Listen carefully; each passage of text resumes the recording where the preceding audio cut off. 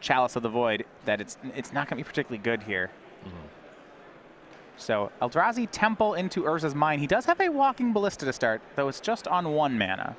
And I guess at 1, I'm not as worried about Walking Ballista out of this deck. With the first land being Eldrazi Temple, it's going to take a minute for Hughs to be able to assemble Tron. Once he has Tron, the Ballista gets out of hand very quickly.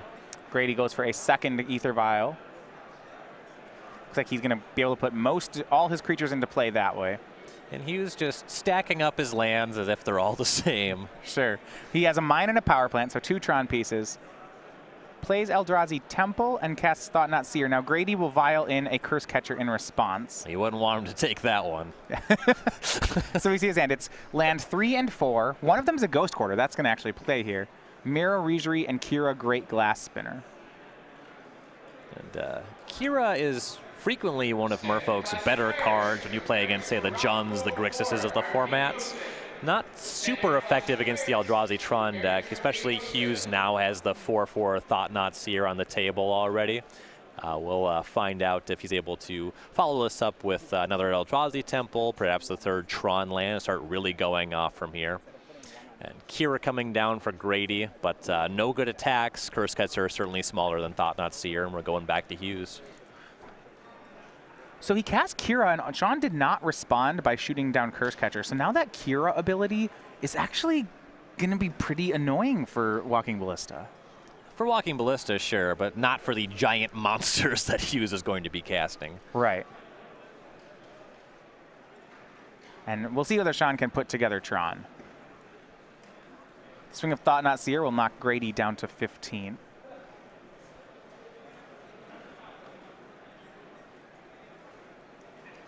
Ghost Quarter on his side, that doesn't help too much. And we will see another Thought-Knot Seer. A Ghost Quarter Mutavault, though, in Austin's hand, so that's going to miss. The damage rates right now looks to be going in Eldrazi's favor, but that can really change from the Merfolk deck. A couple Lords off the top would be great. Ether Vial off the top would be miserable. Yeah, Ether Vial is one of those strange investments where the first one is the best card your deck can draw, and then all the ones after that are just blanks. Sometimes the second one's fine, particularly when you draw multiple Silvergill Adepts. That's just not what's happening here, though. Now, swings for 2 with Kira. Austin's going to play Ghost Quarter and then cast a 3rd Ether Vial. Beat that. And using Ghost Quarter, he's deciding whether he wants to hit a Tron piece or the Eldrazi Temple. Looks like he'll go for the Tron piece. That one, given the information that Grady already has available, the Walking Ballista alone could get really out of hand with the 3rd Tron piece. I like this choice by Hughs. He's playing the half Art Wastes.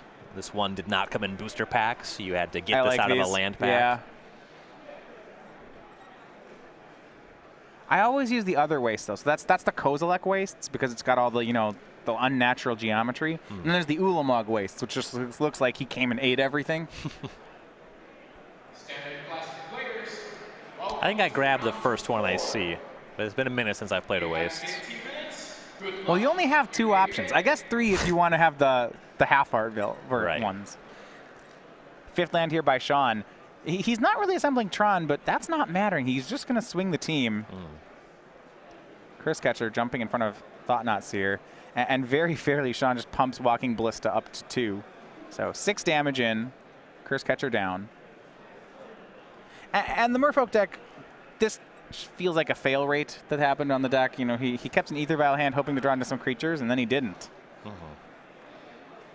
Yeah, the first Thought-Knot Seer was going to be good one way or the other. That came down at an appropriate time. But the second one, Grady would have been able to flash in a Lord in response if he had one, but he just wasn't able to produce really anything this game. A swing with Kira. Now, I am kind of interested, if we picked up Harbinger of the Tides, which I think was the draw for Austin, there's some really neat plays that can happen with that card on this board. Yeah, making Thought-Knot Seer leave the battlefield is nice. Looks like he's going to activate the Mutavault on Shawn's turn.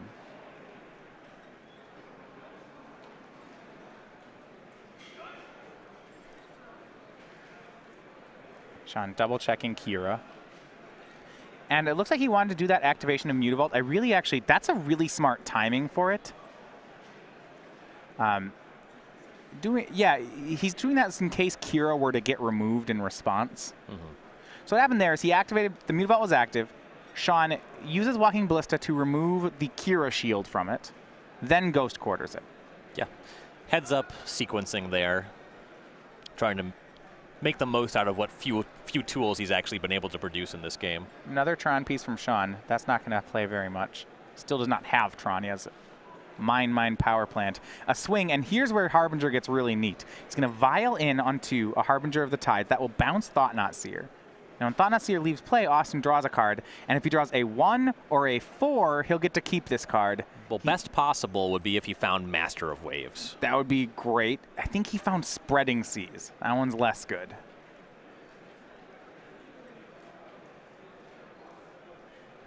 Harbinger going to block Walking Ballista. That's great. This seems great. Shawn can't really save it profitably here. He can force a trade, and that's really it. And that's what he's going to do. He's going to pump it up to a 2/2 and let them trade.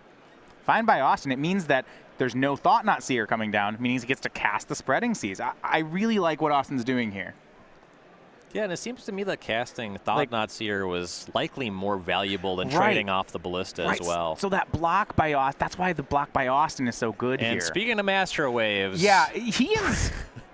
Austin's showing some chops with this deck. He's just giving his opponent enough rope to make to get him. So you see Spreading Seas, it's going to take care of a Tron piece. It takes care of Power Plant. So now Shawn just has double mine. Austin draws a card. Swings with Kira. He has vials on 2, 3, and 4. He's just going to be able to vial everything in his hand into play. Now, one of his cards is his second copy of Kira. So that one, okay, we could have done a bit better. Yeah, exactly 2 in the deck. Despite the fact that his deck is not really cooperating, he's been able to carve into a pretty reasonable position in this game. So Shawn recasting Thought-Knot Seer. Well, in response, Austin will vial in Master of Waves. 1, 2, 3, 4 for Devotion. He's got Kira, Master, and the Spreading Seas. And remember, Kira still shields Master of Waves. And he's going to go ahead and let Shawn exile away the Kira. I guess it doesn't really matter. He could have vialed it in and sacked the other one. And Hughs has another Walking Ballista in hand, but because of that Spreading Seas and that Ghost Quarter, he won't be able to make it large enough to kill the Master just yet. Yeah, he needs it to be a 2/2, right? Because he needs to get through the Kira and then through the Master Waves. So Shawn's going to go ahead and hold back on defense. He'll be able to make it large enough on the following turn, though. Yeah, here's Curse Catcher from Austin Grady. And with this untapped, Shawn might just, yeah, if he does have Walking Ballista, that'll be enough. Plays land 7. And yeah, it looks like we're going to go for a Ballista on 3. Ugh. So shoots Master Waves. That gets countered. Shoots Master Waves again. It dies, and all the elementals go along as well. Swing with both Thought-Knots. 4 damage comes through. Walking Ballista should do damage number 5 here. Got the full Triskelion on that one. So black, he takes 4, goes to 1. Walking Ballista puts him to 0. Shawn Hughs and Eldrazi Tron take the first game. And a couple more things went Grady's way. That was actually a pretty close game. For a triple Ether Vial draw, Grady gave himself the best chance to win. Outside of Walking Ballista, there was, you know, I guess there's some finishers, right? All is Dust. There's a lot of haymakers Shawn could have there that are really strong. Yes. But he forced him to have one. So we go over to the sideboard. For Austin Grady and Merfolk, he's got a playset of Hurkyl's Recall, Tidebinder Mage, 3 Relic of Progenitus, 2 Unified Will, and 2 Dispel. Anything you like here? So technically, Hurkyl's Recall has text. I don't think it's relevant. I don't think that one's going to really shine in this matchup. But the 2 copies of Unified Will are mighty good. In particular, you're going to want to counter every copy of All Is Dust. Then we go over to Hugh's side. He has 3 Relic of Progenitus, 3 Spatial Contortion, 2 Ratchet Bomb, 2 Surgical Extraction, 2 Pithing Needle, and All Is Dust. That's the second copy. In Ulamog, the Ceaseless Hunger, and a Basilisk Collar. There's actually a lot here that could potentially come in. The Spatial Contortions are great. They're just going to 1-for-1 a Lord every time. Ratchet Bomb, while slow, will clean up a lot of what the Merfolk deck is up to. Pithing Needle for Aether Vial is totally reasonable. Don't know if it's going to happen, but that one is just fine. Second, All Is Dust is a slam dunk. And the second Basilisk Caller to go with the Walking Ballista, or just to make your life total higher, makes enough sense. Yeah, I'm interested in how many of these board cards he can use. You know, I do like All Is Dust in the matchup, but do I like it enough that I want to board in a second one? That's harder to say. Yeah, so step one, get these 4 Chalice of the Voids out of the deck. Yeah, he's lucky he didn't draw any of those. They're not good. Karn Liberated, even as a finisher, is kind of bad. I'd prefer to draw All This Dust. All right. So he does have some things to board out. We get into the second game. Now, in just over a month, the next Magic the Gathering set is going to be released. That's the set of Amonkhet. Now, on April 22nd and 23rd is when we have the pre-release. Over Star City Games, though, we have our parody playmat given away at the pre-release. This is the Amonkhetty you see here that young pup is discovering. That is an exclusive playmat now available at the Star City Games Game Center in Roanoke, Virginia, but also at participating stores around the country. So find a location near you and register today for the pre-release at starcitygames.com/pre-release. Really enjoyed and have been enjoying the style guide for Kaladesh. Amonkhet looks pretty flashy too. Like a lot of what I've seen so far for the art for the set. This, of course, inspired by that style. This will not be an official card of the set.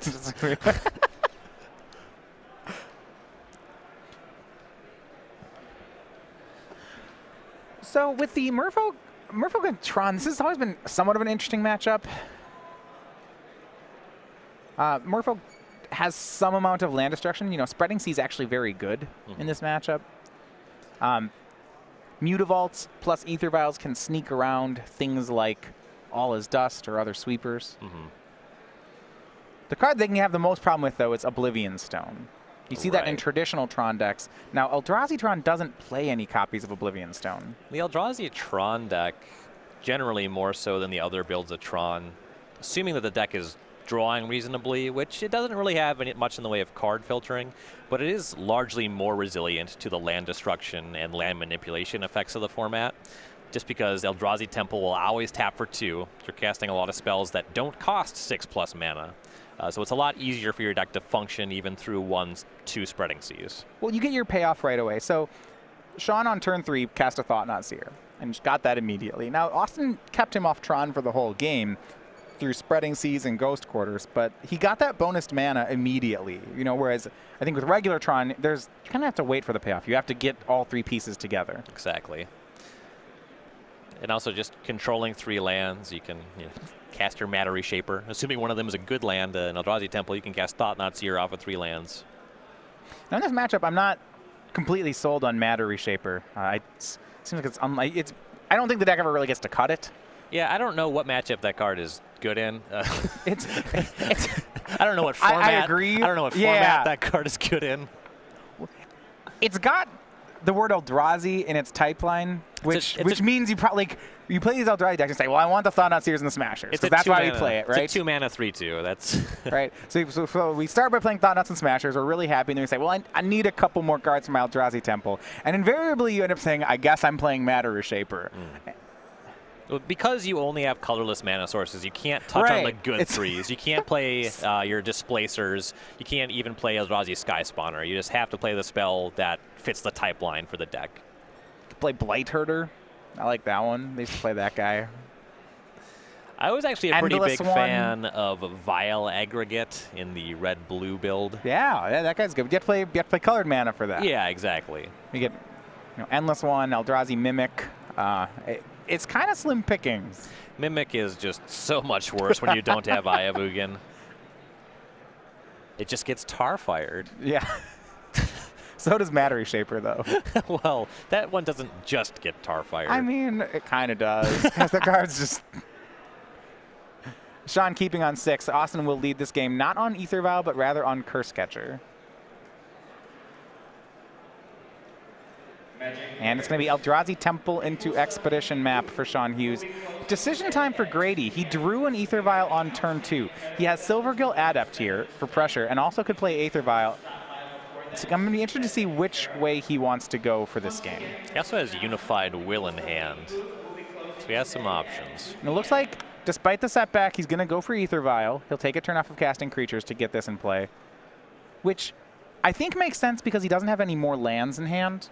And there's no guarantee he'll be able to cast these double blue spells. Now, Shawn's going to punish him for that play with Ratchet Bomb here. It's not going to be long before that card can be set off with one charge counter. Yep. So the Curse Catcher is such a worthless piece of material that the 2-for-1 matters less so than just the fact that the Vial is getting destroyed and you lost a little bit of tempo. A swing with Curse Catcher from Grady. And he'll just pass. He's leaving up Unified Will. Now, he did have a lot of options there, right? It just Mirror Regery. leaving up that Unified Will. Well, the problem is but Unified Will doesn't actually work as a counterspell here, right? We see Thought Knot Seer. If he casts Unified Will, doesn't Ratchet Bomb just get him very good here? That would take care of that, I suppose. If Shawn has to respect the fact that there's another Curse Catcher in hand. Well, it gets countered. Well, the thing is, if you pop the bomb and then the Vial. Well, actually, no, you can't actually do that. There's yeah. So he just kind of got Austin him. got away with. He just kind of got him. So Austin missed that he was going to get blown out, but fortunately for him, so did his opponent.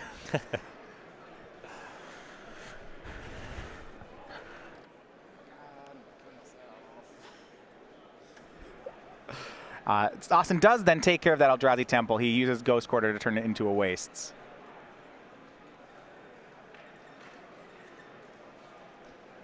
And now things are looking fine for Grady. He's going to lose that Vial pretty soon here. Only has 2 lands now, but it's got a couple Lords in hand and the Silvergill Adept. Well, Shawn, I think what's happening is that Shawn didn't crack Expedition Map, and Shawn's being a little gun-shy here about cracking Ratchet Bomb to blow up his own map. Sure. But if that's the case, we see Austin Grady casting Silvergill Adept to get a card. I don't know. It stinks to lose your Expedition Map, but man, that there's an Ether Vial happening seems just not acceptable. Right.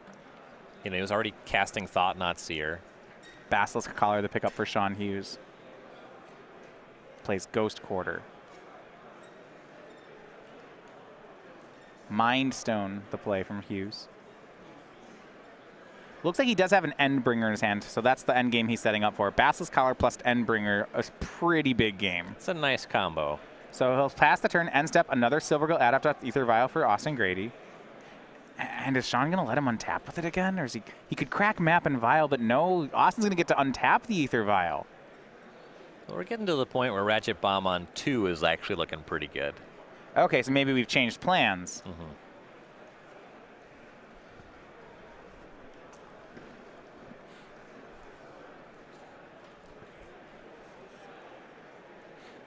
Ether Vial up to 3 and upkeep for Austin. Draws an island.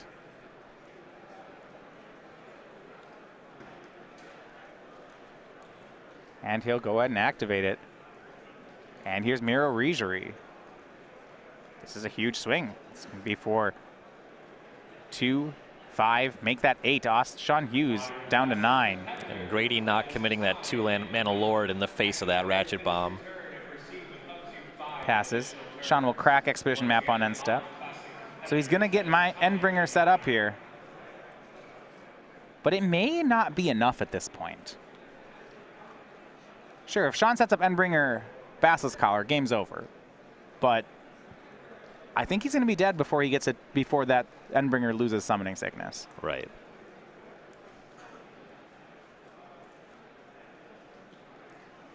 Austin's got to be careful. You're right, he's playing around that Ratchet Bomb. That's why I didn't commit the Lord. It wasn't lethal. Yeah, just having the Ratchet Bomb on the table really forces the way that Grady can navigate, and as the game progresses, Hughs just has so many haymakers that he can start jamming. Yeah, and Hughs does tick the bomb up to 2. Draws Dismember. I don't know how good that is here anymore. He's going to have to gain some life off the Basilisk Collar before that one matters, and at that point, he's likely far enough ahead where it was a null draw. Eldrazi Temple taps out for Endbringer, leaving up 1 mana for Dismember, but remember that we have a Curse Catcher on the board, so that doesn't do anything. And Austin's got to kill him this turn. If that Basilisk Collar makes its way onto Endbringer, that should be lights out. That's lights out. And Ghost Quarter and Eldrazi Temple from Austin, this actually is going to hurt him. So he had the Dismember covered with Curse Catcher, but now that he gave his opponent another untapped land, that might have cost him. Well, the other thing here is that Hughs is leaving up the Ratchet Bomb. So unless a lethal attack is presented, he doesn't have to crack that. Well, there is a lethal attack, right? I guess no, the swing's not lethal. So the swing is not lethal, assuming that the Endbringer can block. And Dismember on the Regery. And here's where that Ghost Quarter hurts Austin. Shawn goes to 5 to cast this. But the Regery just dies. Your pairings for round number 2 are being posted. Players in the 11 a.m. seal your pairings. Harbinger of the Tides is the draw for Austin Grady. It's another 2-drop. This Ratchet Bomb on 2 becoming a problem. Yeah, the Harbinger can technically do something about the Endbringer, but it just doesn't do enough. Grady's about to lose a lot of material.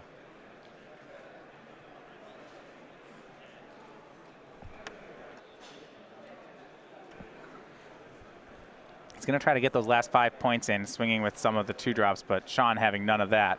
Blows up his own Mind Stone and all of the Merfolk. So here's the problem. We're going to look at Endbringer in a second here. This guy, once he has a Basilisk Collar on him, untaps every turn, taps to deal damage to target creature or player. It has lifelink and Death Touch, so it can kill 2 creatures a turn and gain Shawn 2 life every turn. And if there's nothing to kill, you can just start drawing extra cards. Right. Now, when it taps, there is an opportunity for, if Austin had a Vial on 2, he could... Well, that's actually, he has 4 mana, so you see there's a tap to shoot, and now Austin's going to Vial in Harbinger of the Tides. Or not, cast it. Yeah. So it'll bounce Endbringer. And Spatial Contortion, the pickup for Hughs. That's big. Endbringer is back in his hand for now. Now Austin drawing Aether Vial, and that's not going to help too much. But he will cast Master of the Pearl Trident, swings in for 2 with the Curse Catcher, puts Shawn down to 3. He'll play Aether Vial, say go. He's so close. And now the pressure's on Grady to produce one of his own Dismembers. That he could Spreading Seas into a Lord would do it. Sure. And Shawn's going to go ahead and pick up the cards there, not able to win through that one.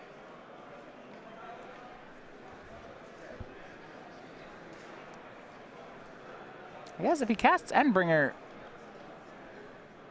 it's not necessarily dead.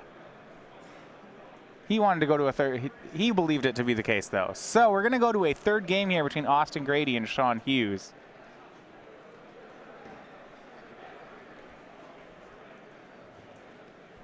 And players taking a look at their sideboard again. On the draw, the Unified Wills get worse. I don't know if maybe he's looking at bringing in Hurkyl's Recall. Potentially you can swing the tempo against like Mind Stone, Ratchet Bomb. Ratchet Bomb ticks up slow enough where the Hurkyl's Recall can make an impact. Right. I think the Unified Wills are still very good here. It's only 2 of them. Something like Endbringer. I mean, there are large spells that you really have to answer. True. Yeah, I largely agree with that. I think that mostly what we're looking at is maybe Hurkyl's Recall will do the trick here. So, are you thinking he might actually bring in Hurkyl's Recall here? Some small number, 1. Specifically, the pace at which Ratchet Bomb interacts. Yeah, that Ratchet Bomb's very scary. The idea that he could hit like a Mind Stone and a Ratchet Bomb. I'm not a huge fan of it, but I see where it could come into play. It's a little fancy, but it could be significant in certain spots.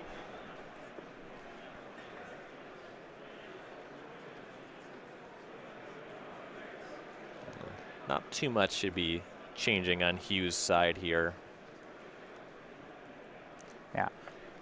So now on sale over at StarCityGames.com, we have the Commander versus playmats. These are the Commander 2016 edition. Well, we have the Commander 2016 decks and set of 5 decks available. We also have the new Commander versus playmats. Those are all available now on the store. You can order them today. StarCityGames.com/Commander 2016.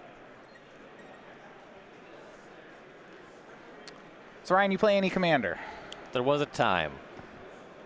As a younger man, I had the attention span and the patience for it.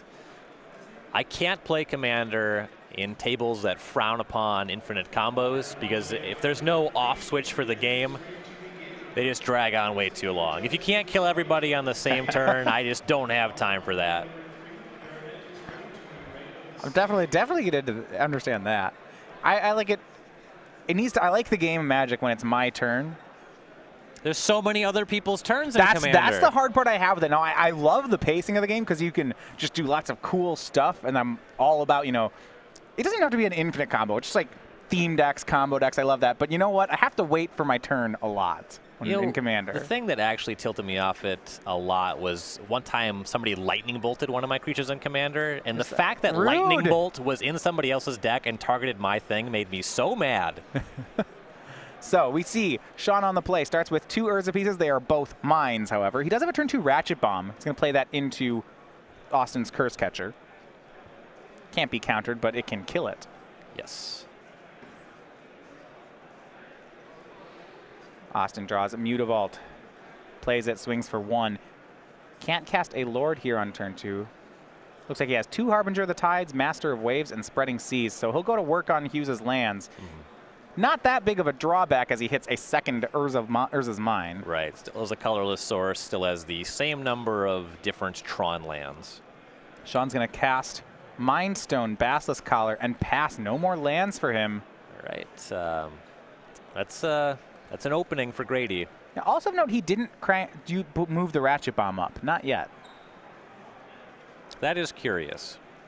Well, I suppose if you need it as an answer to something like Master of Waves, you need it stuck at 0. On that turn, Austin played Regerie and attacked for 2.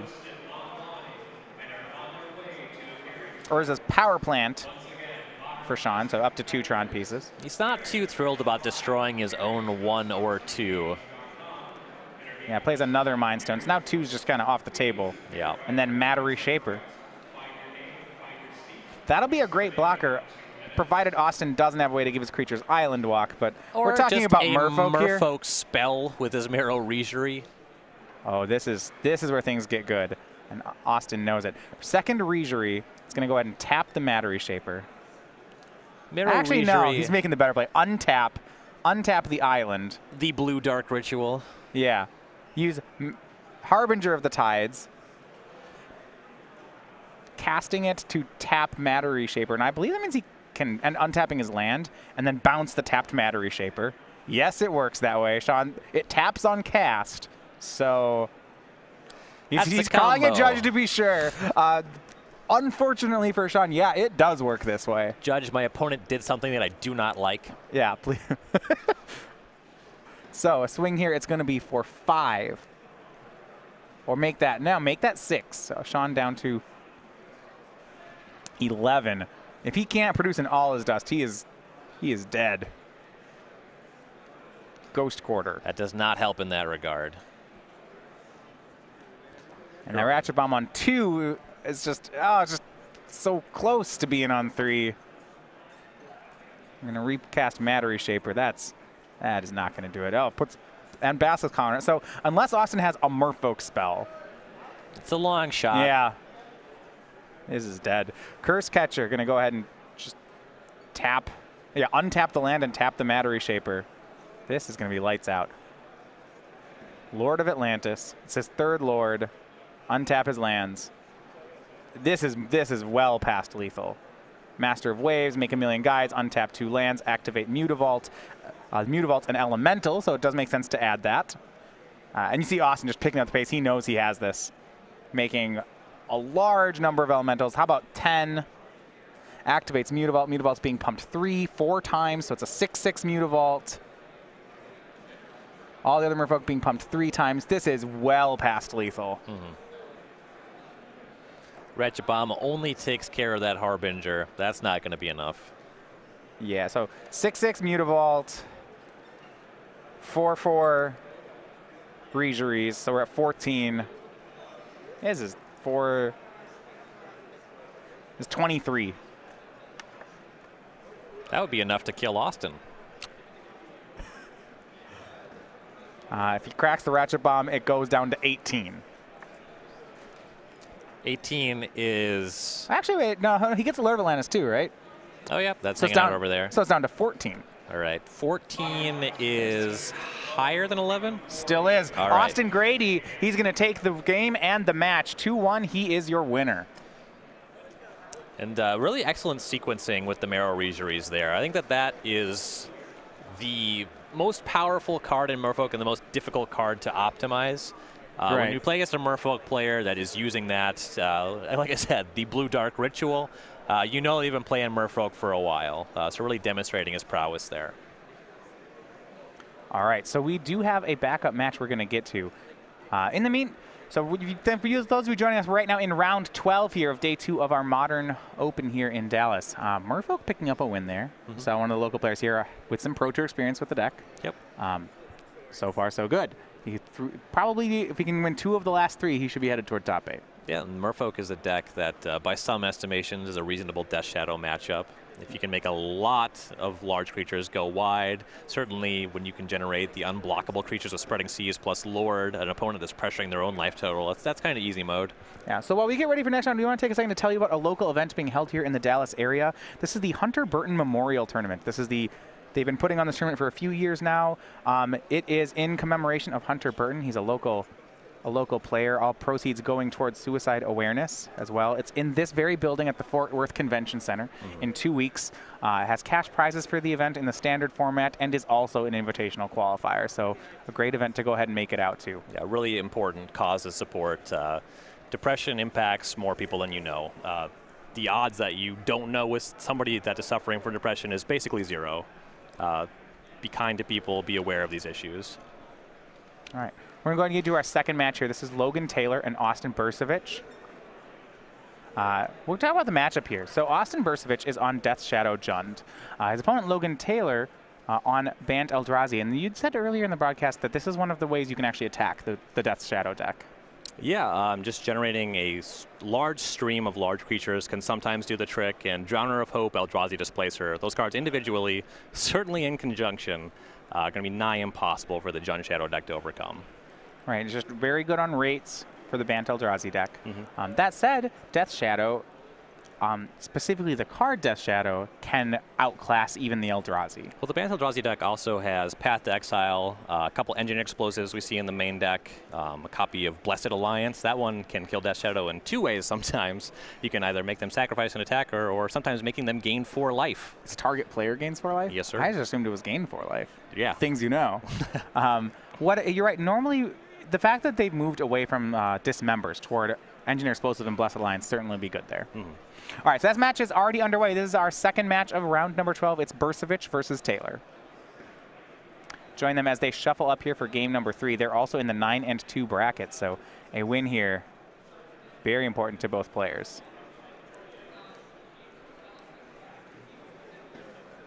Other match behind them, we have on table 2, Josh Crow versus Todd Stevens. That's Green White Company and Scred.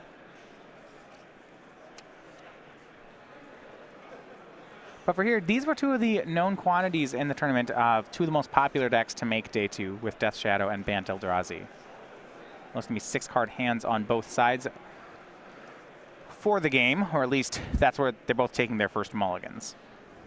Both decks have access to a very powerful green card selection spell for the Bant Eldrazi player, Ancient Stirrings, which is basically always online if they can draw it. The Death Shadow deck, it's a little harder to enable Traverse as you mulligan, but still a heck of a lot of card selection in that.